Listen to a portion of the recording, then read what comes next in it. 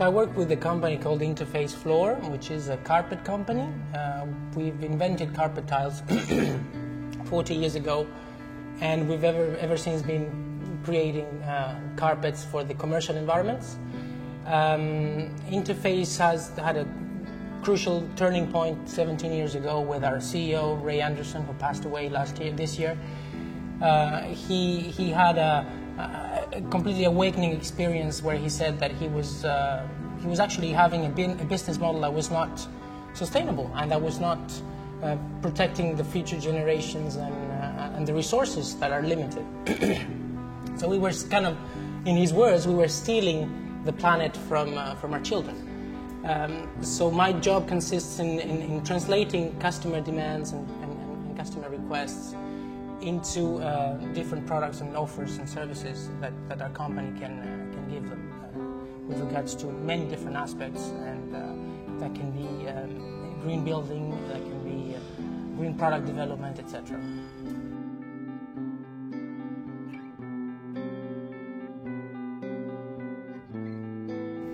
Well, Interface Floor was asked 17 years ago by customers, what are you doing for the environment? And the answer was very simple, is essentially we're complying, right? We're saying we're doing everything that the law requires you to do and nothing else.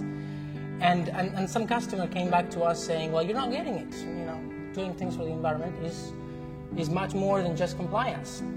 And the CEO, who's a very entrepreneurial person, Ray Anderson, very engaged, very motivated guy, he realized that how come I'm not getting it? I'm having a very profitable company that sells 40% of the carpet tiles in the world for office environments, and I'm very successful. How come I'm not getting it?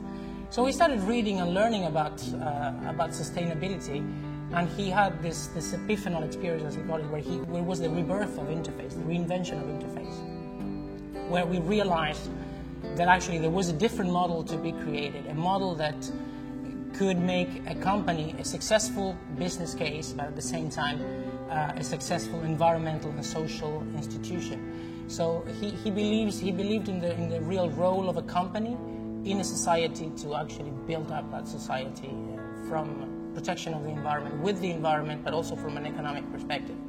So success has to have both faces. Success has to have the face of protecting the environment and doing things better, more efficiently, but also be economically viable.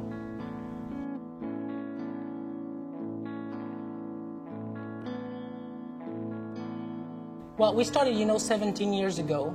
At the beginning, it was something internal that we were not communicating that much. We started opening up and communicating when this became kind of a hype in the sector.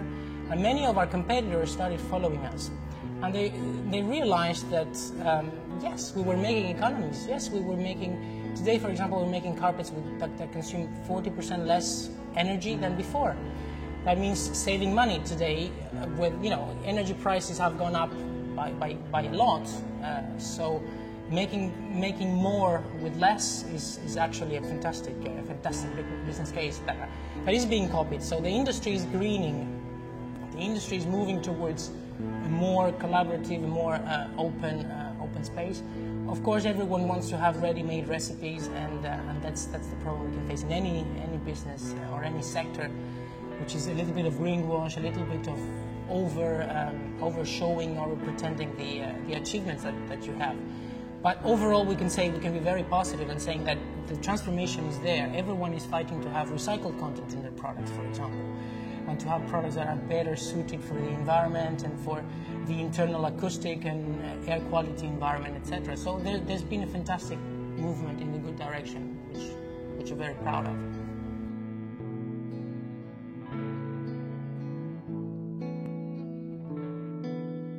So I think one of the most important characteristics that a business leader, an environmental leader should have today is a real aim for transparency and for honesty. I think we've gone over that period where, you have to show that you're the greatest, but you're obviously not being 100% clear about all your intentions or all the impacts that are happening with your products. I think we're moving to an era of 100% transparency and knowledge, so that people can make decisions really based on facts. And I think that's very important that leaders realize the value of transparency. It's not exposing yourself to, opening up and being transparent is not a danger. It's the opposite. It's opening up to new possibilities. And I think that's really a trait that any leader should have and should push forward.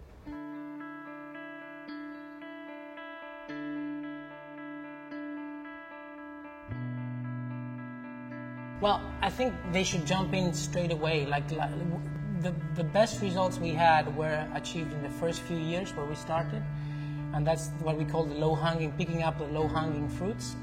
That means that the simple things that you can do with a small investment and are going to give you a fantastic yield, a return on investment that is very fast. That can be water conservation, energy saving, etc. And you can use the money you got from those to finance and to motivate and to encourage research on other areas. That's extremely important. So get started and you'll see that the results are there. There is no reason why you should lose money or why it should cost you money.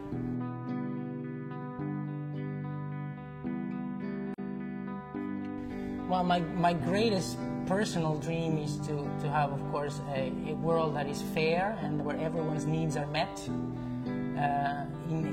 the most successful manner possible.